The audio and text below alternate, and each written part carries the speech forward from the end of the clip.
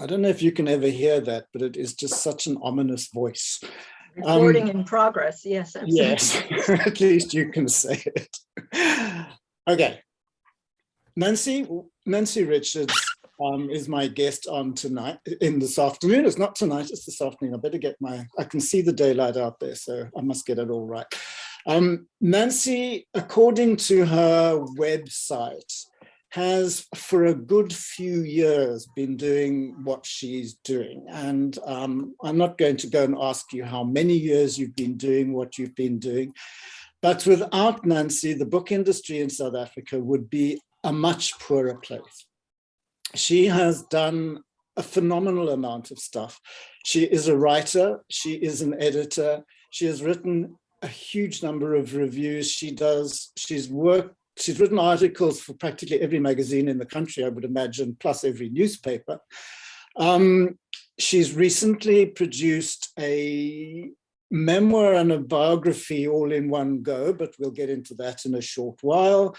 And there was a time when Nancy interviewed one on the radio, and she does that still, I think. Do you not? No, that's all done. I do a podcast, but nothing on the radio. Okay. But she's likely to interview you for a magazine. But the most important role that I think Nancy plays is that at literary festivals, she's often there as the interviewer for a panel discussion. And that requires a really specific skill. But the purpose of this afternoon is to get Nancy to tell us about what her writing life is like, what her reviewing life is like, and what the interviewing is like, and what you, as the writer, going to be interviewed by her, how you should prepare yourself for those events. So that's kind of why she's here, is to give you that side of what it is when you get published and you're out there in the big wide world and there are all these frightening sharks circling around you wanting to take a bite. Right, so that's what Nancy does. Now, Nancy, I think I need to tell one little anecdote, which I have kind of briefly mentioned. I was on at a panel discussion in a small Karoo town some years ago, and I was to talk to a writer whom I'd never met, and we were to talk to one another.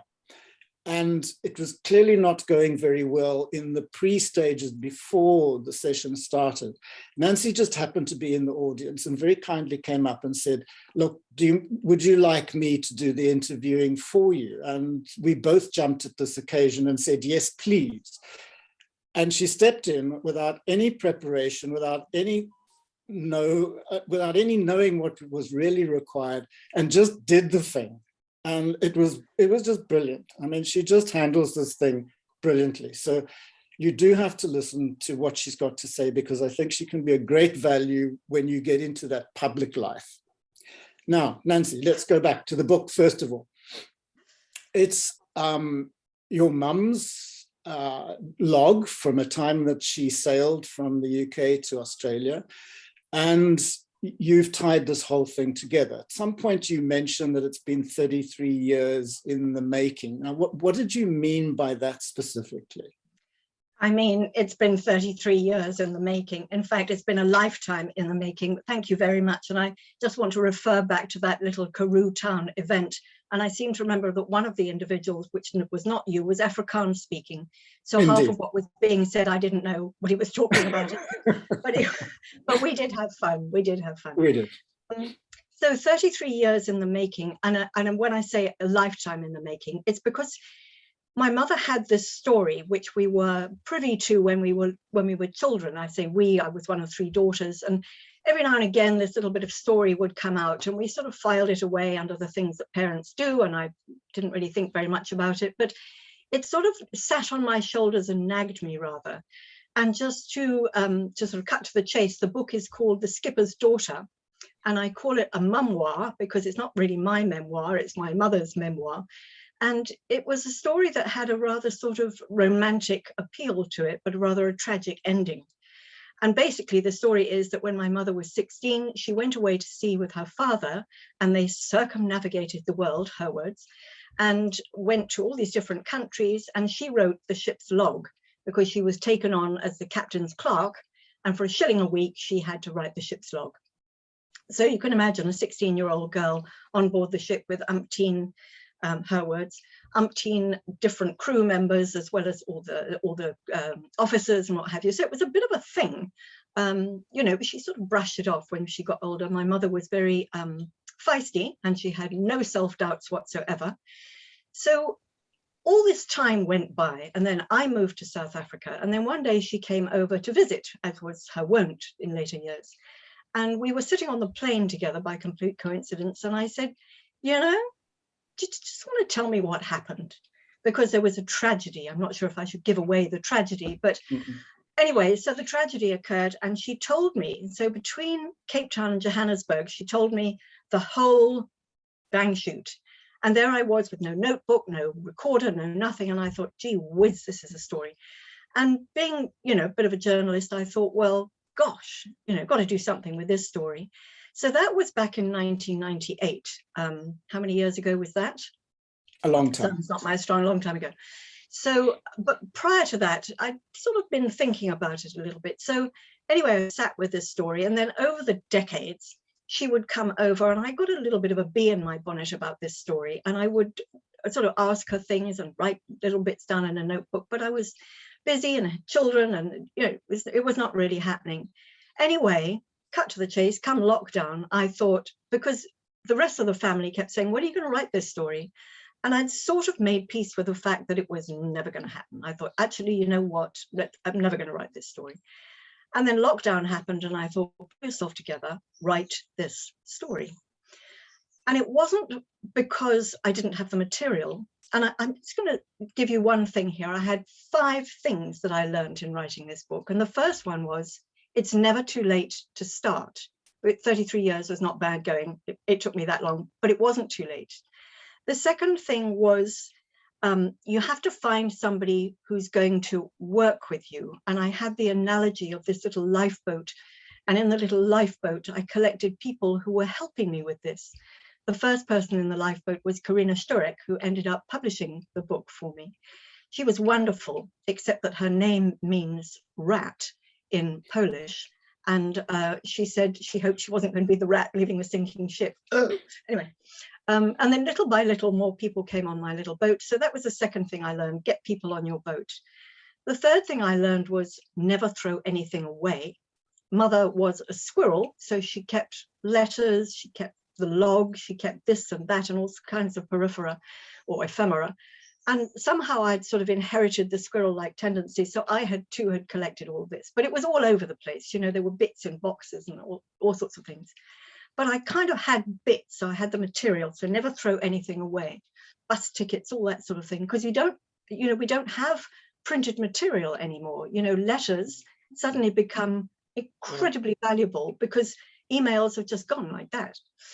The fourth thing I learned was, I always forget these 5 things, but the fourth thing I learned was, the fifth thing I learned was, don't underestimate how other people will respond to this book.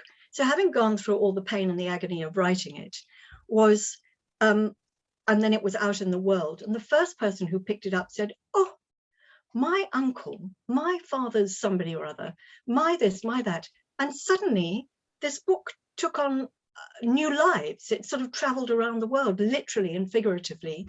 My sister in England, she had some copies printed over there, and she sent it out because they have a postal system that works. She sent it out to people all over the world. And it felt like this book was traveling, like metaphorically and literally. So it was wonderful. Oh, and the other thing was, just work with what you have. And that was a pearl of wisdom that Karina gave me, because I sat with the letters and the diaries and the photographs and the father's cap and the mother's, all this stuff. And I thought, that's why it took 33 years, because I kept looking at this lot thinking, I don't know what to do with it. I just don't know.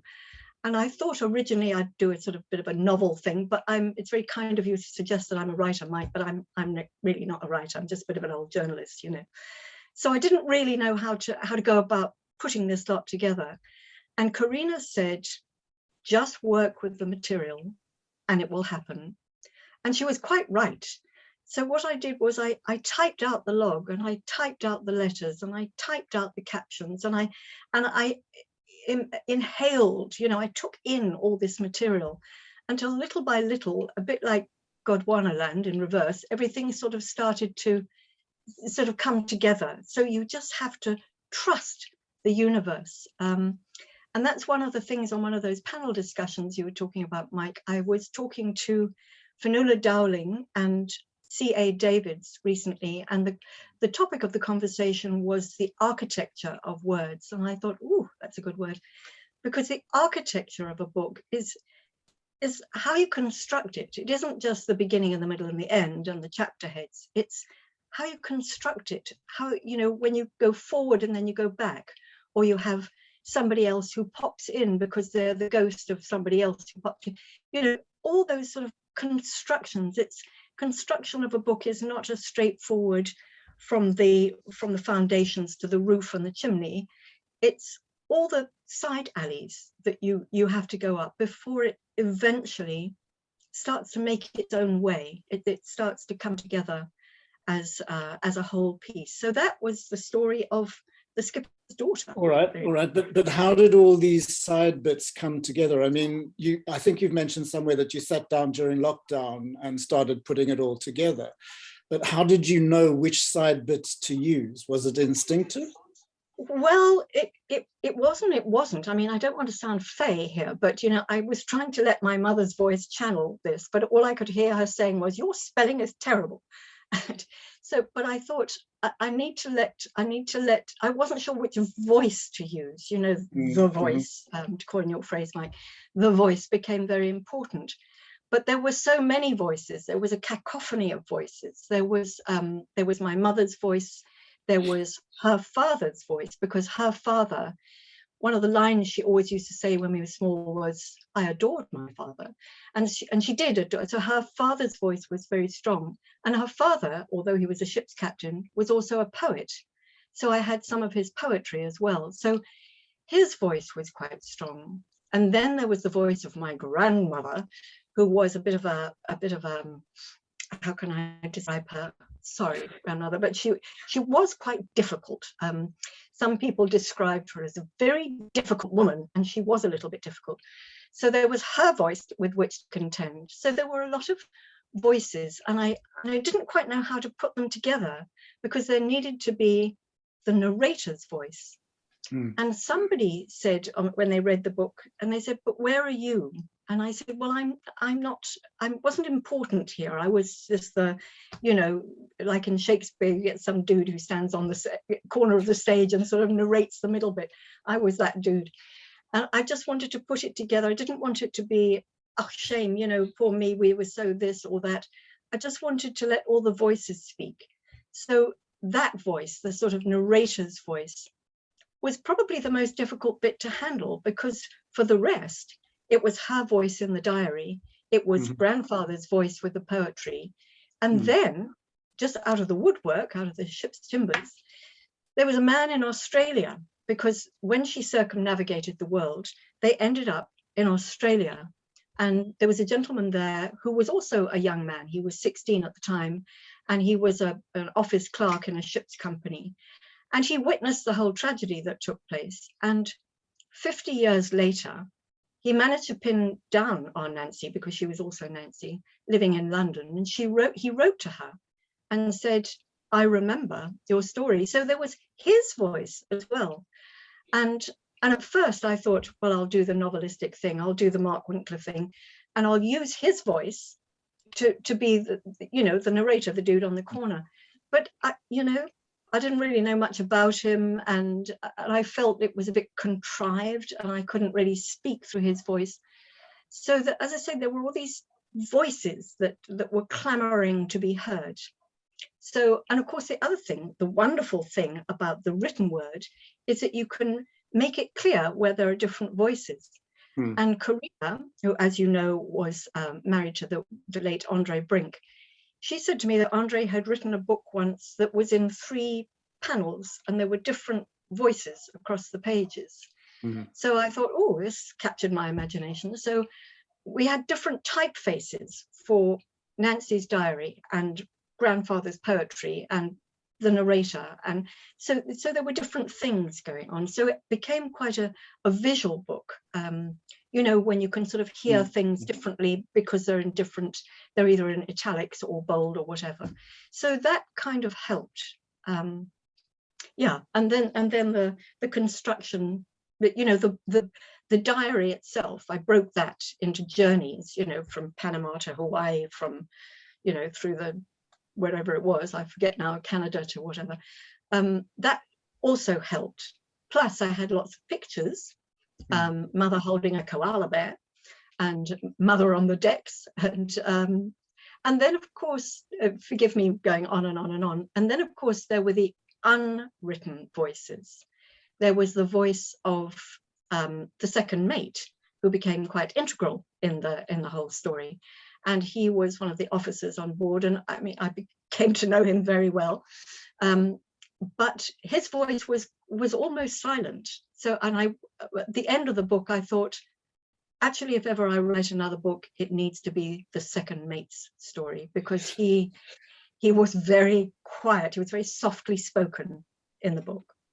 But to use your word, architecture, it's still your architecture. This entire book is your architecture.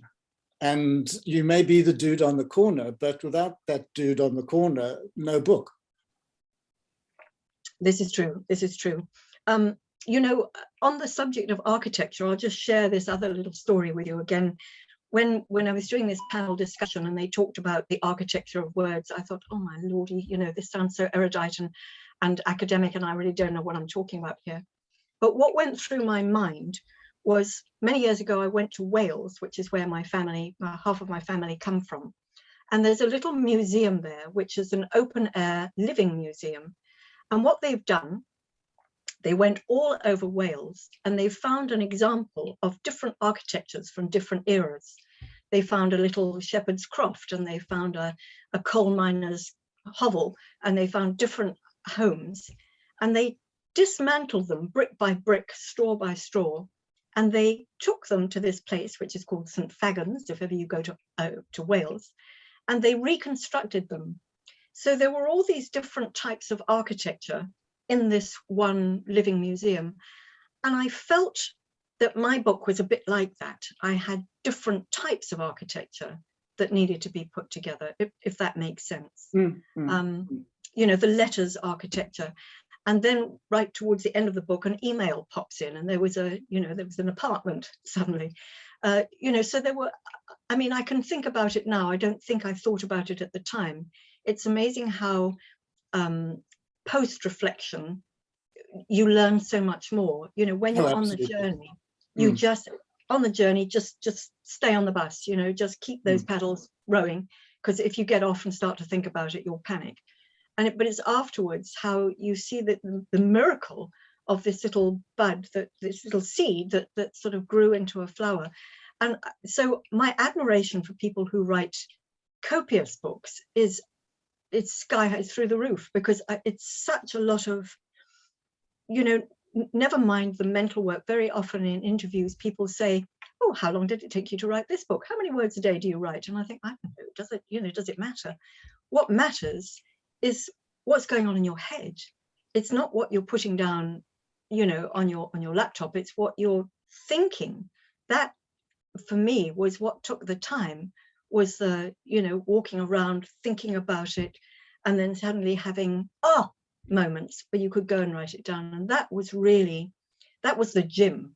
You know, the rest was just sitting having my nails done. So is that hard work? You had the moments and then you went and wrote? You didn't sit down each day and do what I do, the 250 words? No, because they weren't really mine. I was borrowing words. I was sort of picking them off out of the box. Putting them together.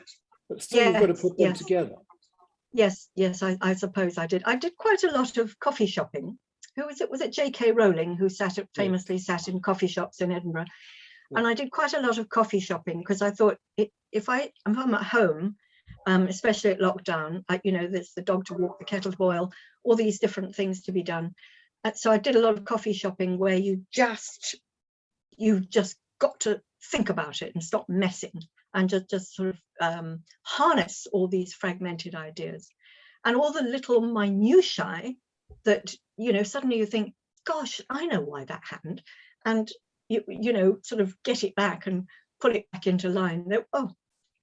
It's a journey. It's a journey. Right. Now, one other thing with writing real life is that sometimes one treads on people's toes. Okay, so in this instance, your mum's not around any longer and so on. So I gathered that wasn't a big issue for you now.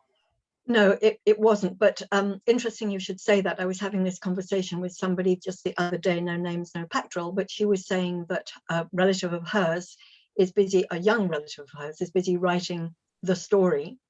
And she felt quite, I said, have you asked her if you can read it before it goes into publication? And she said, I don't feel I can. She hasn't volunteered it. And I thought,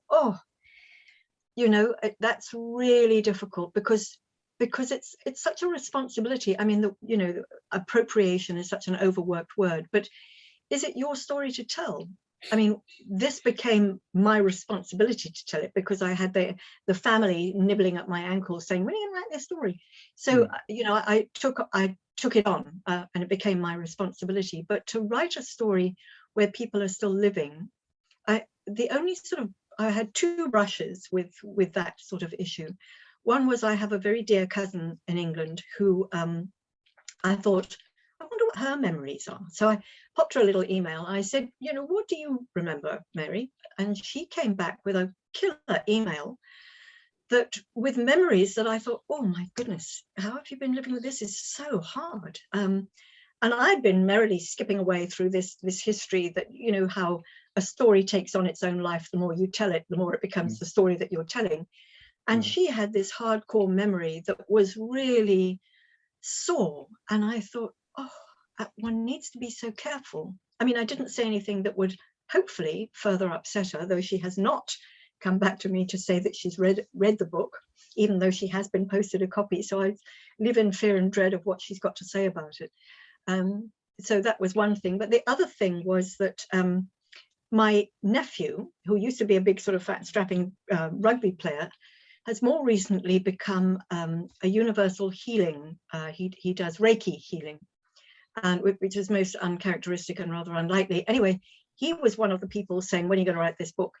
And he said, you know what you've got to do? And this was a sort of WhatsApp message or even a Facebook message. He said, you've got to find a piece of Nancy's, something that belonged to Nancy, and keep it on your desk, and she'll help you channel.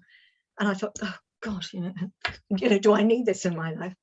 So I just happened to be dusting the silver cabinet, as you do, and I picked up 2 little salt and peppers, Father Christmas salt and peppers, and underneath there was a powder compact with N engraved on it. And I thought, well, hello, here's the thing.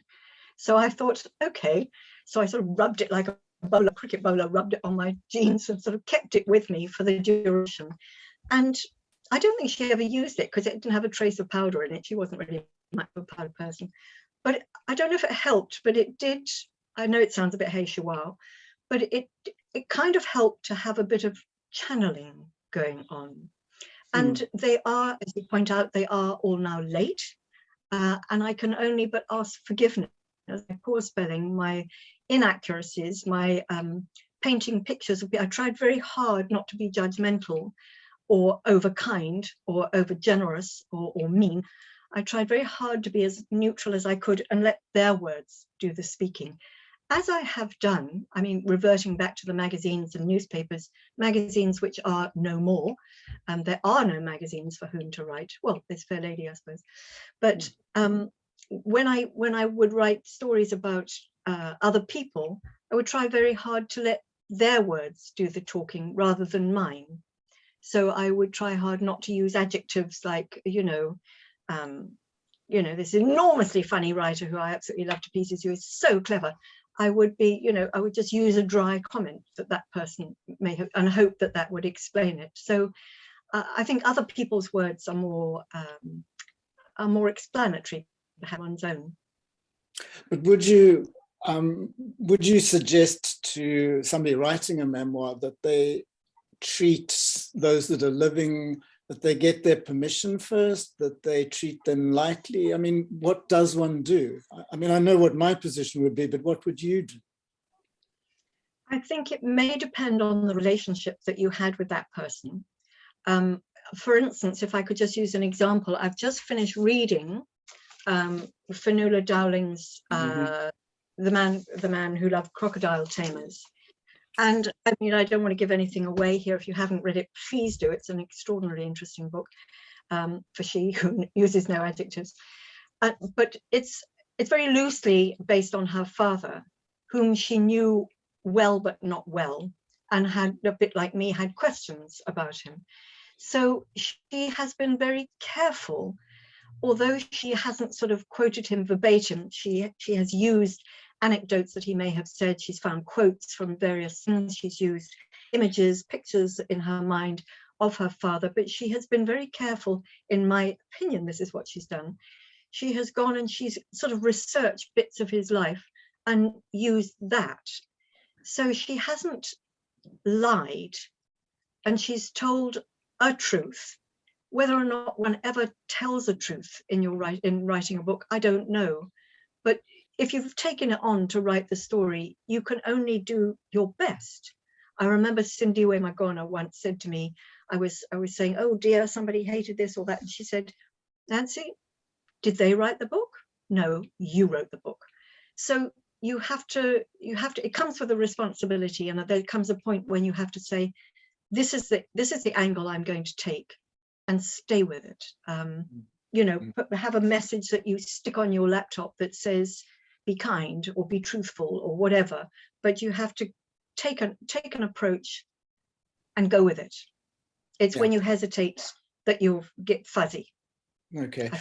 And does the same happen when you're reviewing? I mean, you've reviewed books, a range of books, every genre that one can possibly imagine, fiction and non-fiction.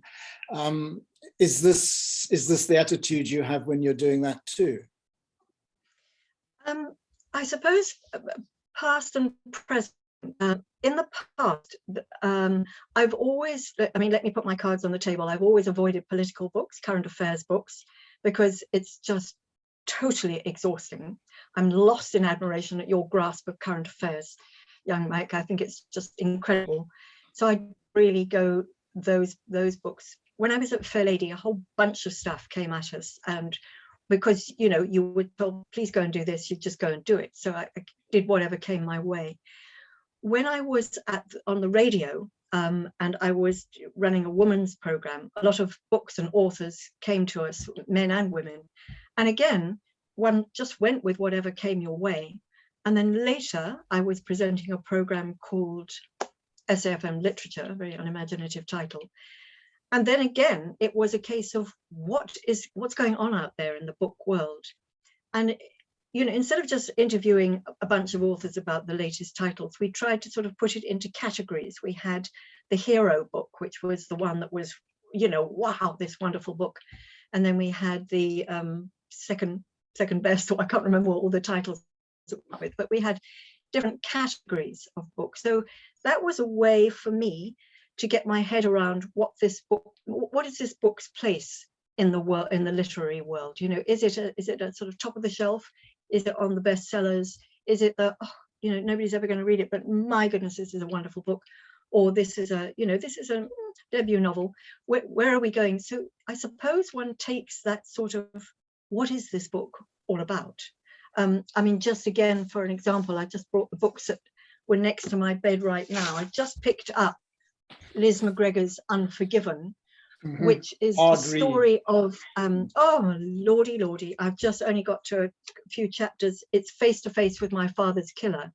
So it's an absolutely true, you know, in your face, pain, that sort of story. So that there's no room for cleverness or facetiousness, not that one would ever be clever or facetious, but there's only room for being absolutely honest and straight.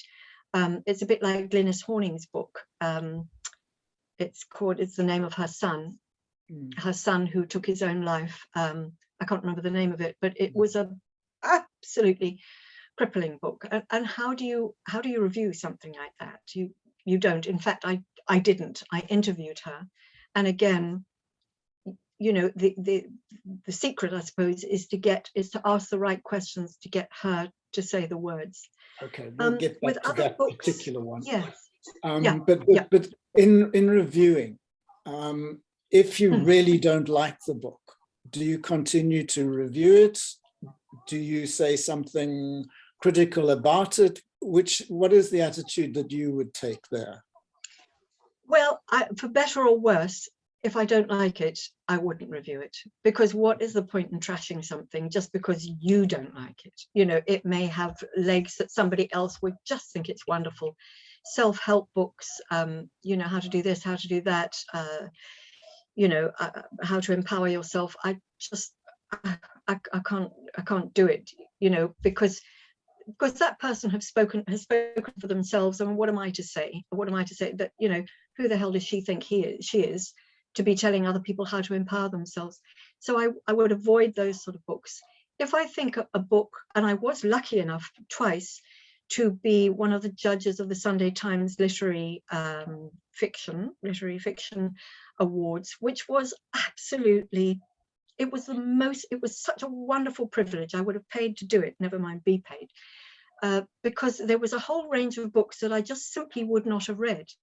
They had been filtered, because the way it works is that publishers give the Sunday Times books that they think are going to work. I hope I'm not giving away any trade secrets here. So there wasn't the sort of oh shame sort of book. They were all reasonably good books, but they were books that I just absolutely wouldn't have read. So I didn't review them all, but what I did for my own benefit was I did a sort of little bit of a you know, a sort of like spreadsheet, you know, with what was the book about? What did I feel about it? Did I like the style? What did I learn from it? And I suppose reviewing a book, you know, to cut straight to the chase, to answer your question about reviewing books. Firstly, if I don't really like it, or it's not, I think I'm not going anywhere with this book and it's not for me and I'm not for it, I don't do it. The other thing about reviewing a book is that you have to do it quite quickly after you've read it, otherwise you've forgotten it. But there's something to be said for forgetting all the fine detail. And I was once talking to, again, I think it was Karina, I was talking to her, and sometimes you don't remember a book. For instance, you don't remember all the details, but you remember the feeling, you remember the legacy, you remember the take home, you remember to say, oh, please read this book. I just think it's just got so many messages in it.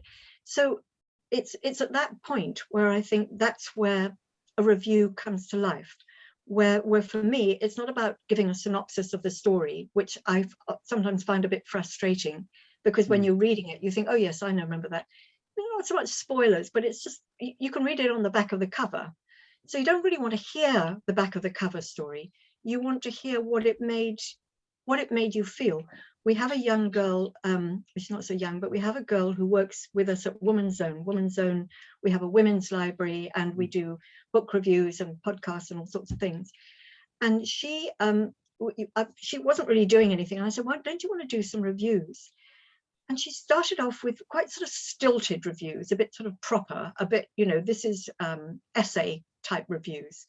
And I said, you know what?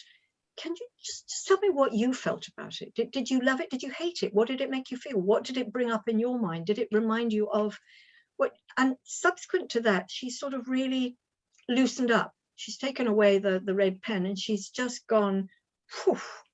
And I think, without wishing to be one, you know, who is anybody to review anybody else's book unless you're an academic? Who am I, you know? But so the best you can offer is your opinion. I'm just reading a wonderful book at the moment called, well, when I say I'm reading it, I'm looking at it because it's a comic strip book. Absolutely extraordinary. It's got these sort of comic-y things in it, which means that the writing is very small. But there's a wonderful image in it where they've got a picture of a woman and then they've taken a rubber and they're just rubbing her out. And, you know, they're saying that women were erased from history. And I feel a bit like that when writing a book review. You think, oh, what was that clever story they were telling about? And you've forgotten the clever story, but you remember that it was such a wonderful story. So I think that's what it is about. It's the legacy, it's the aftertaste that a book leaves you with, that you want to pass on to somebody. You know, if you were in a restaurant, you say, do try the the lentil bake because it's awfully good, and that would be it. And how do you think writers should respond to reviews? Well, if it's a bad review, I think that must be extremely dispiriting. But I personally wouldn't write a damning review unless I felt it, but unless I felt this person needed to be taken down a peg or two. But even then, I wouldn't do it. If they get a bad review, I think maybe they should learn from it. I remember many years ago when I was on the radio, somebody sent an email. I'm hoping that it was in mistake. They sent it to me, and they said, God, that Nancy Richards is boring. God, she's awful. I can't bear the sound of her voice. Won't you just get her off the air? She's got such silly opinions. She's so, and it went on and on and on. Anyway, I printed it out and I stuck it to my door. And I thought, maybe you just need to learn a lesson or two from this. So I suppose even if somebody is being unkind or feeling, you feel that somebody's been unkind about your book, maybe there's a germ of truth in that. Maybe they've misunderstood it. Maybe you have been misunderstood as a writer. But I think you should take it on. I think you should thicken up the old skin and take it on and see what is being said and from whence it came, Yeah, from whence it came is mostly the important point, I think. Exactly, yes. Do you admire what they have to say generally, or should you just ignore it? And should you respond? Maybe not. No, I don't think one should ever respond. But I did once paper a room with rejection slips and bad reviews. So I remember that well, Mike. Actually, that's one of the stories that I keep in my mind. And when people get despondent, I say, excuse me, but do you know that Mike Nichol had a whole wall papered and really look at him now? So I think it's a very uplifting story.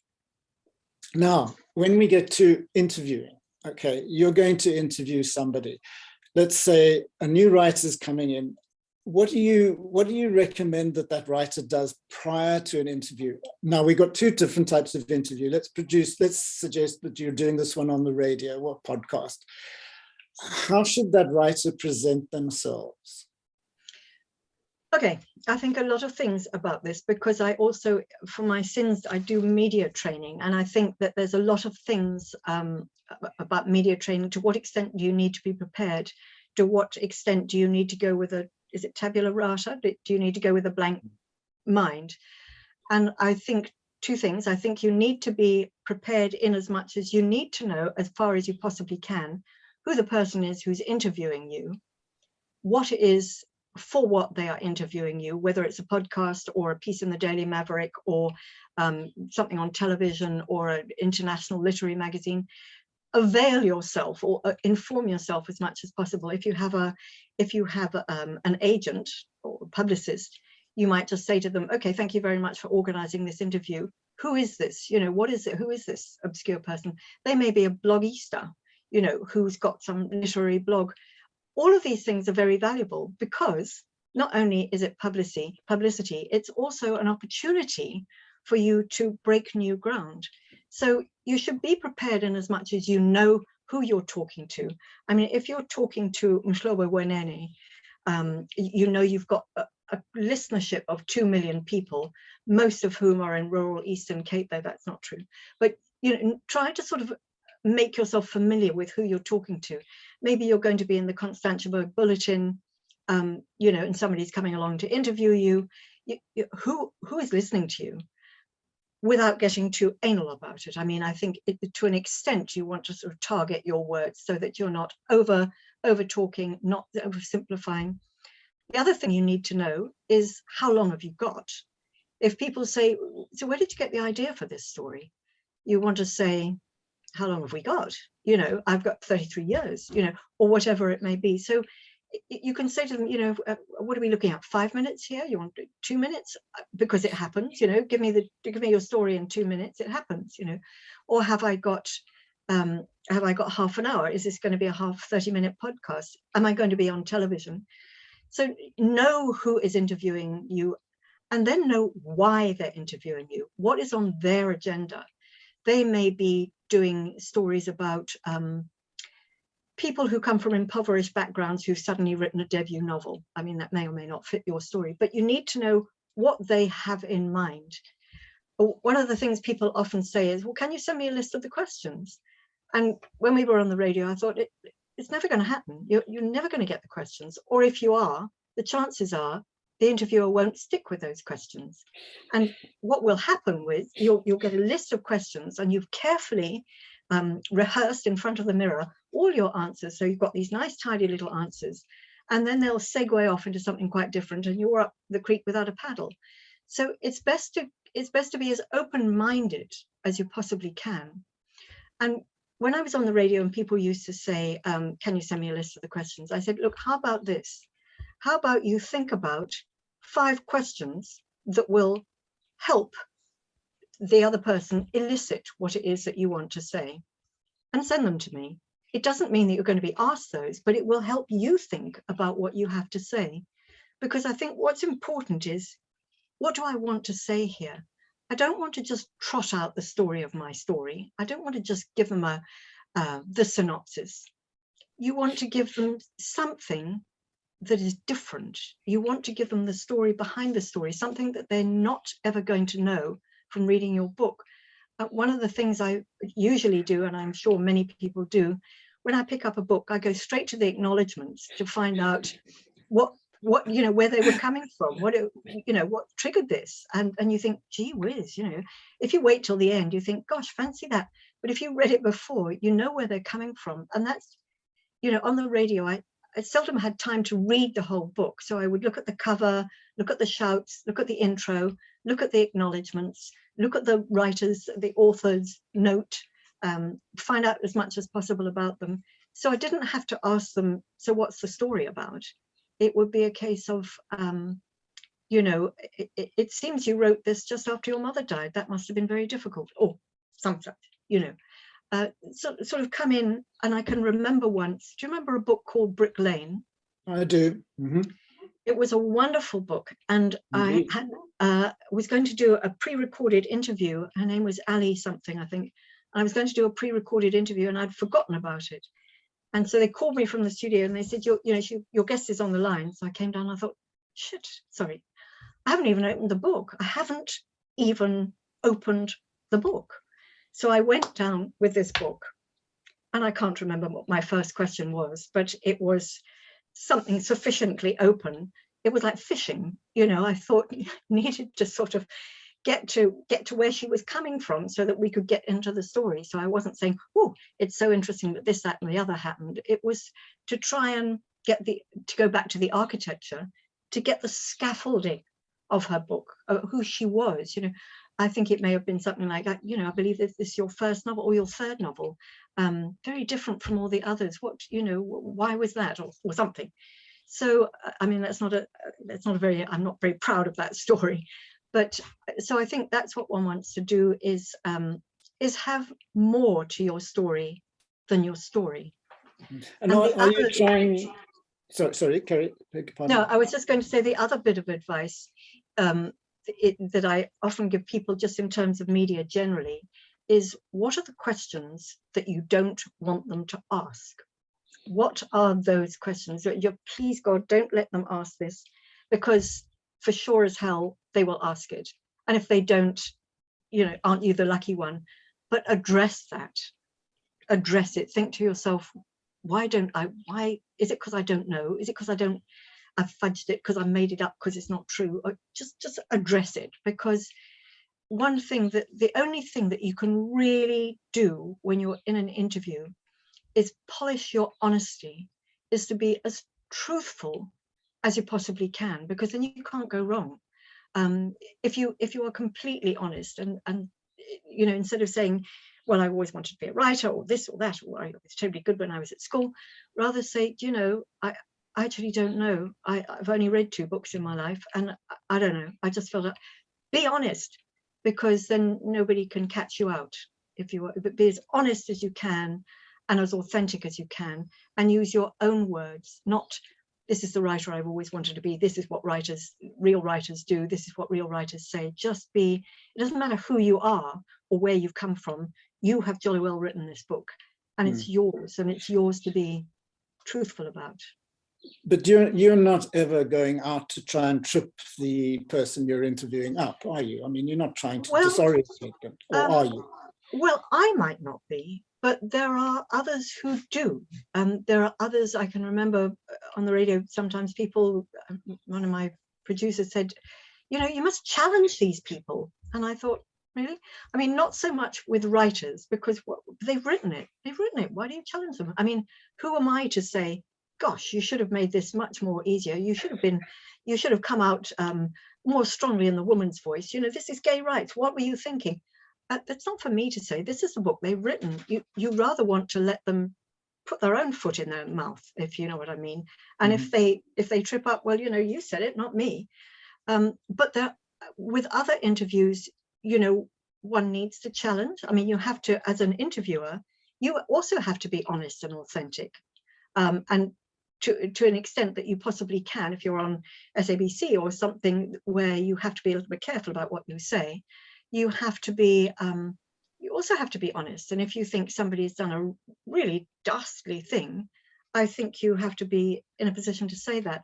But with writers, are they dastardly? I don't know. I mean, perhaps if they're writing a current affairs book that maybe seems incredibly biased, I think I might be, you know, hard pressed not to say, you don't think this is a little bit biased, do you? You know, it really depends what you're coming from. The other thing I would just say about the interviewers themselves is that sometimes an interviewer will have read the book. Sometimes they will not have read the book. They might think they've read the book, or they've just done what I just said. They picked it up for the first time and then suddenly there's the writer in front of them. So, you know, so they may be going off at a complete tangent, and it's up to you to say, in response to a rather dappy question, you might say, yeah, no, that's a good question, but actually don't say that. But you might say, yeah, that's an interesting question. But can I tell you what else there is that, you know, that's interesting that some people haven't picked up on? You know, just bring it back to what you want to put across. We often talk about the golden thread, and the golden thread it's the little string with the pearls on it, or the little jewels on it. And those are the 5 things you want to get, or the 10 things that you want to get across. What is it about your book that you want people to know? And have those with you like worry beads.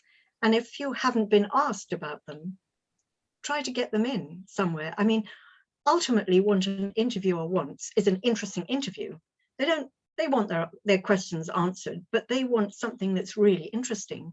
So if this line of questioning is really quite pedestrian and you just feel it's not doing anybody any favors, you have quite within your rights to say, but can I just tell you a story? Can I just tell you this little anecdote? And anecdotes and stories, as you know only too well, are the little golden threads, or those are the things that when people have finished listening to your interview, they will remember that little anecdote.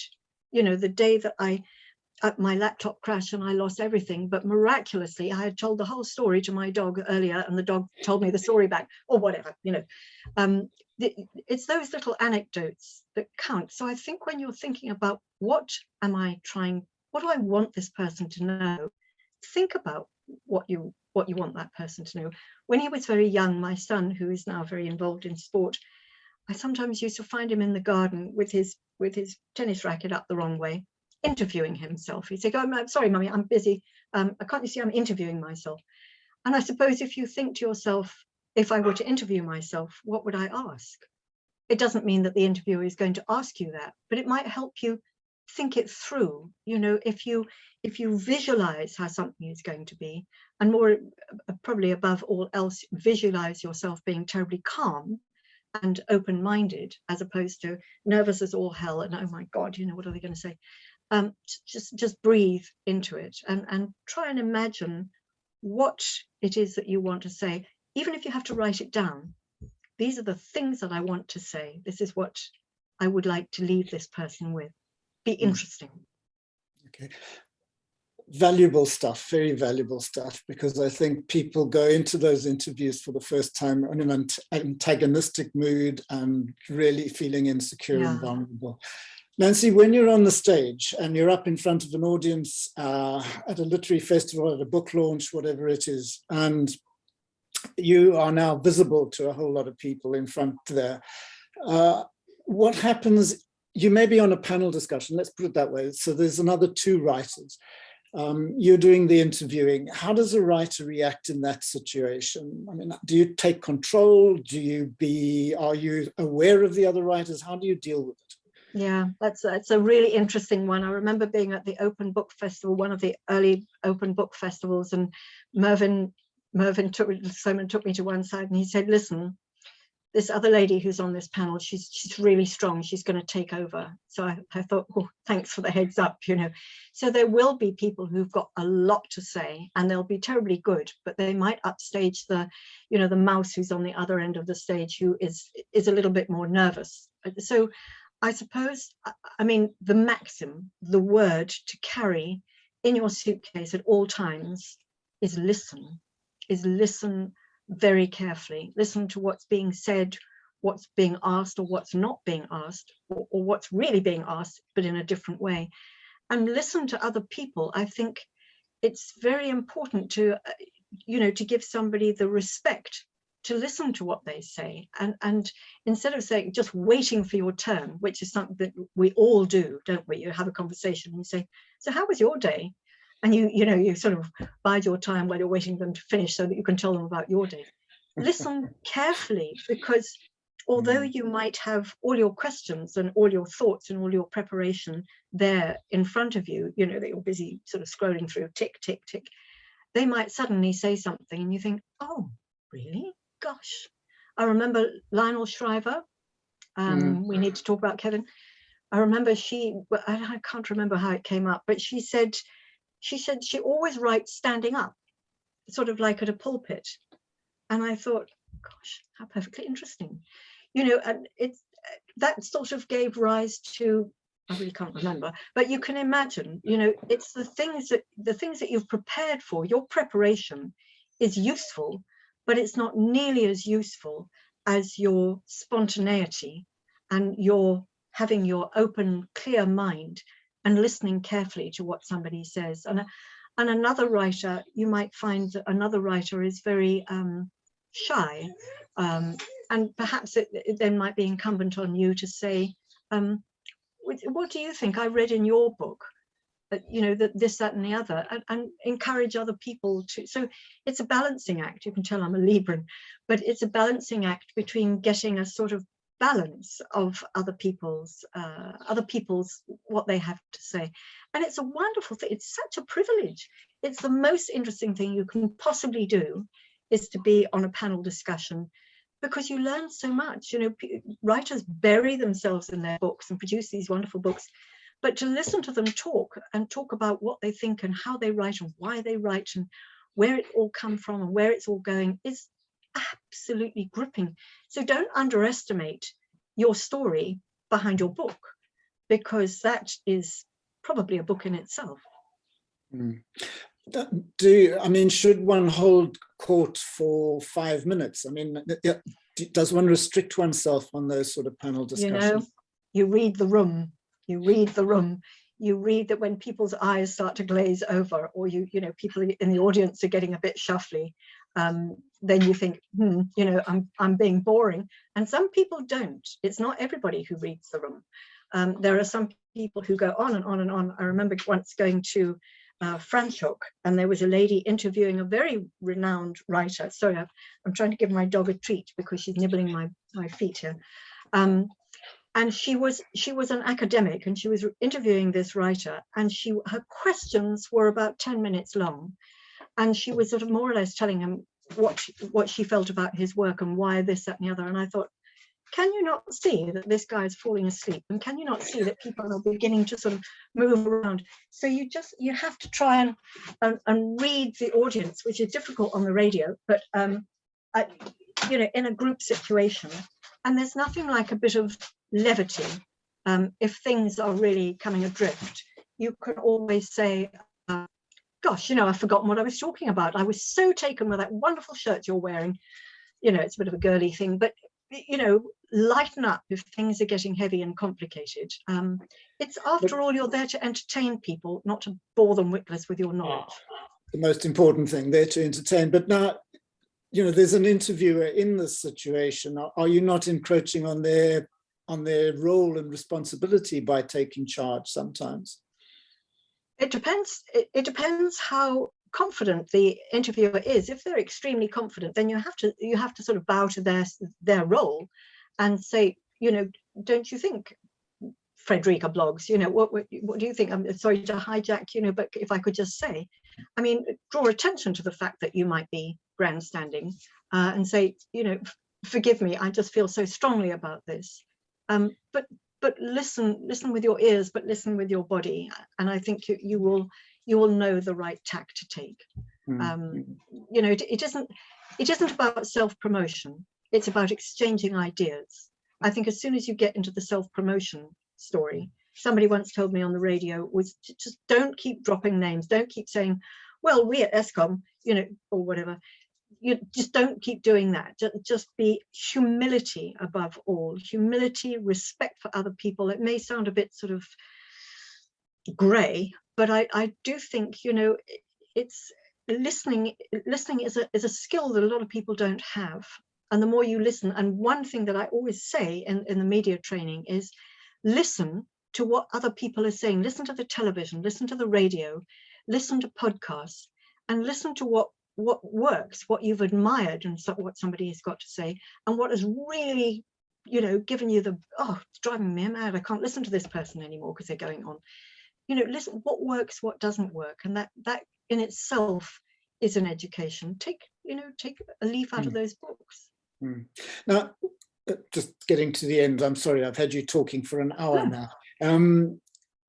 You're going to be doing an interview, you've got 3 writers. Do you give them, or try to give them, each the same amount of time? How have you apportioned it in your mind? Yes. No, I make every effort to, again, you get the entertaining, you get the jester who has got £1 a minute, and then you get the mouse who's in the corner, and you think, are they ever going to say anything? I think it's quite important to try and keep it balanced. And as an interviewer, I think one would then have, you wouldn't necessarily stick to it, but you would have prepared yourself to a certain extent with X amount of questions, for each one. And it's okay to grasshopper. I remember talking at Karina's Literary Festival, for instance, which is very bijou and boutique and niche, and it was lovely. And there were 3 writers that were completely divergent. And I thought, woo, how are we going to get this lot together? But in a way, you sort of want to encourage them to respond to one another, and you do that by sort of removing them from the story of their story and get more personal. How does it feel when you get to a point where you just don't know? There's a wonderful line in Fanula's book where she says, how do you ever know if a little bit more cutting and a little bit more rewording, how do you know when to stop? And I think that may be the answer to world tension, is how do you know when to stop? And I think balancing people is, and you can practice at home. You've got the family sitting around the table, and how was your day? And listen, what do you think about her day? Share. It's something that we don't do enough of in these days of social media, when we're also busy with our own thoughts. Listening to other people and facilitating conversations is a joy. What's the line? He who asks the questions guides the conversation. Okay. Or she who asks the questions guides the conversation. And a final one. Now, this might sound frivolous, but how to dress for these occasions, which I think is actually really important. Any tip there? Yes. I was going to say something about that right at the beginning, and I thought you won't know. It's so frivolous. No, it's not. There are 2 schools. One is, if you look at, yes, exactly. When I worked at Fair Lady, I remember one of our fashion editors said, you need to dress like how you want to present. If you're a fashion editor, for God's sake, look like a fashion editor. And if you're the stylist, dress trendy, if you're the whatever, you dress appropriately and with respect. So you don't want to be sitting there in navy blue pinstripes looking totally dreary, but at the same time, you don't want to be flashing because then you've got to live up to it. If it's for a panel discussion, and don't wear something that's completely new. This is, again, it's a bit of a girly thing, but you don't want to be sort of shifting, thinking, God, this really doesn't work. Just wear something that's completely comfortable. If you are making a statement about who you are, I mean, say you're a Rastafarian and you've got, your red, green and yellow head thing on, I mean, wear something if you want to draw attention to yourself. Say you've got bright pink sneakers. Somebody is sure as hell going to say, sneakers, so you've got to live up to whatever you're wearing. Otherwise, I think the most important thing is to be comfortable and appropriate and respectful. That does sound a bit grey, I will say, but I think it's about how you show up. How do you want to be dressed as you want to be perceived? I remember a guy from Christian Dior, who used to work at Christian Dior. He once said, if you go round to somebody's house for dinner, or you're receiving people for dinner, you must dress up appropriately because you have respect for your guests. You don't be there in your jeans and slippers. Dress up, be respectful of other people. And I think, look in the mirror and you think, am I looking like I want to present myself? And am I looking nice? Look as good as you can. Show up. Nancy, thank you. Before you go, are there any questions, anybody? Or have you frozen? No, it doesn't matter. We can still hear you perfectly. Linda had to go early and says thank you very, very much for what you've had to say. But any questions, anybody? Otherwise, just type them up if you want to, or ask them. Absolute silence. Nancy, thank you. Are you still listening? Are you still able to hear? Yes, I think so. Load shedding hasn't taken charge of us. And all right, many thanks coming in. And it was a pleasure. I will say goodbye, and with a bit of luck, see you whenever we have the next book launch. I look forward to it, and I am so enjoying Hammerman. I think it's a scream. I love it. Thank you. All right, I didn't know I had to pay you for that, but anyway. Lovely. Thank you very much, everybody, and very best of luck with all your writing. And hopefully one day we'll talk. Thank you. Thank you, Nancy. Bye-bye all. Okay. Bye. Bye-bye.